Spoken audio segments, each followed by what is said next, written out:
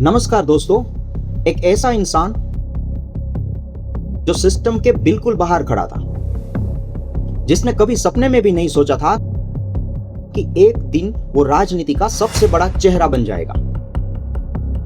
फिर अचानक वो पूरे नेपाल की उम्मीद बन गया। लेकिन सबसे बड़ा सवाल यह है कि क्या एक रैपर, एक सिविल इंजीनियर सच में पूरा सिस्टम बदल सकता है, या यह सिर्फ एक और कहानी है, उम्मीद और हकीकत के बीच की अनकही जंग। कल्पना कीजिए, नेपाल एक ऐसा देश जहां राजनीति दशकों में उसी पुराने चक्र में फंसी हुई थी। वहीं चेहरे, वहीं खोखले वादे, वहीं भ्रष्टाचार और युवाओं की लगातार बढ़ती निराशा। सड़कें जाम, गंदा शहर, सपने टूटे रह जाते थे। लेकिन 2022 में काठमांडू की सड़कों पर अनोखा होने लगा। एक युवा लड़का, चेहरे पर सनग्लासेस, होठों पर रेप की तीखी लाइनें और दिल में अपने शहर को पूरी तरह बदल डालने का जुनून। उसका नाम था बालेंद्र शाह।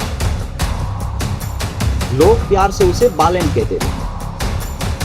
बालेन का जन्म 27 अप्रैल 1990 को काठमांडू के नरदेवी इलाके में हुआ। मैथिली परिवार से ताल्लुक रखने वाला ये लड़का नेवार संस्कृति में पला बढ़ा।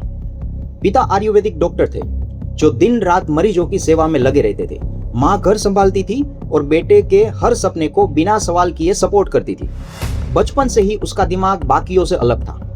किताबें तो पढ़ता था, लेकिन असली शिक्षा उसे काठमांडू की गलियों में से मिली।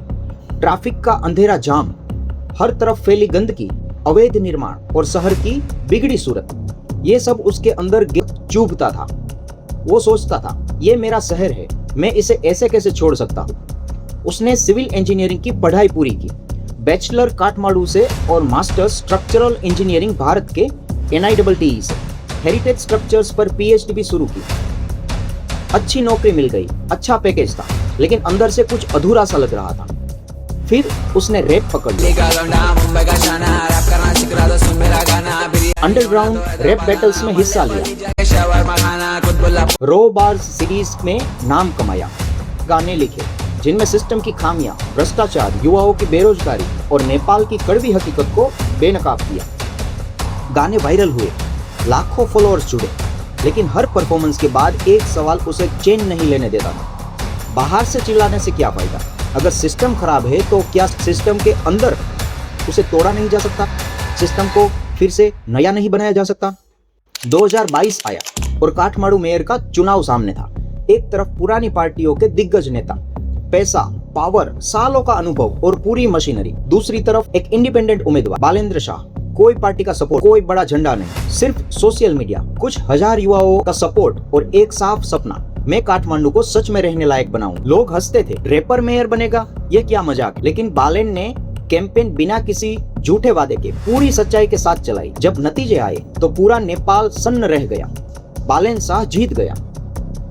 नेपाल के इतिहास में पहला इंडिपेंडेंट मेयर काठमांडू का। पुरानी पार्टियों को करारी शिकस्त दी। मेयर बनते ही बालेन ने वो काम शुरू कर दिया जिसकी किसी को उम्मीद भी नहीं थी। अवैध निर्माणों पर बुलडोजर चलवा दी, सड़कों से अतिक्रमण और स्ट्रीट वेंडर्स हटवाए गए, गार्बेज का संक्रमण सुलझाया, लैंडफिल दोबारा चालू करवाया, हर म्यूनिसिपल मीटिंग को लाइव स्ट्रीम किया, ट्रांसपेरेंसी का नया मिसाल कायम हुआ। ट्रैफिक मैनेजमेंट, वेस्ट मैनेजमेंट और हेरिटेज प्रिजर्वेशन पर सीधा और सख्त एक्शन लिया गया। युवा चीख चीख कर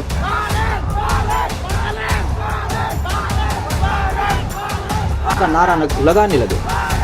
कुछ लोगों ने कहा यह तो असली क्रांति है, लेकिन विरोध भी कड़ा हुआ। बहुत आक्रामक थे, स्ट्रीट वेंडर्स के साथ सख्ती है। ह्यूमन राइट्स वाले भी सवाल उठाने लगे। बालेन का जवाब था, बदलाव बिना किसी दर्द के नहीं आता। अगर मैं नरम पड़ गया तो फिर वही पुराना सिस्टम चलता रहेगा। मैंने वादा किया था, रहने लायक शहर, और मैं उसे पूरा करके ही रहूंगा। फिर 2025 आया। जेन ज़ेड सड़कों पर उतर आए। भ्रष्टाचार और बेरोजगारी के खिलाफ उनका आंदोलन इतना तेज हुआ कि 77 से ज्यादा मौतें हो गई और पुरानी सरकार गिर गई। बालेन मेयर होते हुए भी प्रोटेस्टर के साथ खड़े हो जाते, पुरानी सरकार को खुलकर चुनौती देते हैं। उनका गाना नेपाल हंसे को 10 मिलियन व्यूज पार कर गया।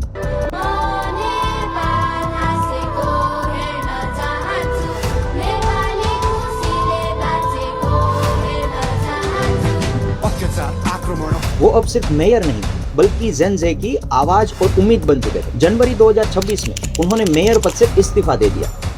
RSP जो सिर्फ 4 साल पुरानी थी, उनके साथ जुड़ गए। मार्च 2026 के आम चुनाव में आरएसपी ने उन्हें प्रधानमंत्री पद का उम्मीदवार बनाया। सामने थे पुरानी पार्टियों के दिग्गज, जिनमें पूर्व प्रधानमंत्री केपी शर्मा ओली भी शामिल थे। 5 मार्च 2026 को जब नतीजे आए तो इतिहास रच गया। आरएसपी ने 275 सांसद में करीब 182 सीटें जीत ली, लगभग 2/3 बहुमत।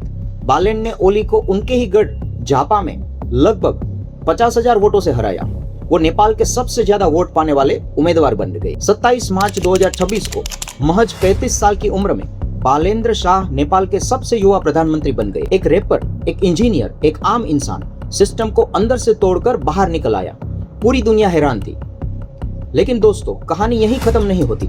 अब असली सफर शुरू होता है। क्या बालेन सिस्टम को बदल पाएंगे या सिस्टम उन्हें बदल देगा? उनके पास मजबूत बहुमत है, युवाओं का अटूट भरोसा है, लेकिन चुनौतियां भी कम नहीं है। आर्थिक संकट, बेरोजगारी, भारत और चीन के बीच संतुलन बनाए रखना और पुरानी राजनीति के बीच बचे हुए जहर को भी निकालना है। कुछ लोग कहते हैं ये तो अभी शुरुआत है, कुछ कहते हैं देखते हैं पावर आखिरकार सबको बदल दे। बालेन की ये कहानी हमें एक गहरी सच्चाई सिखाती है। बदलाव कभी बड़ी भीड़ से नहीं शुरू होता, वो हमेशा एक इंसान के उस छोटे से लेकिन हिम्मत भरे फैसले से शुरू होता है, जिसमें सच्चाई हो, जुनून हो और साहस हो।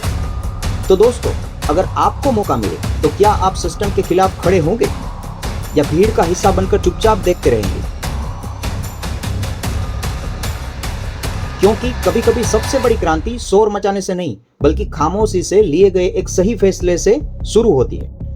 और शायद आपके अंदर भी एक बालेन छुपा है, बस उसे जगाने का इंतजार है। कमेंट में जरूर बताइए, क्या आपने देश में बालेन जैसा बदलाव देखना चाहते हैं?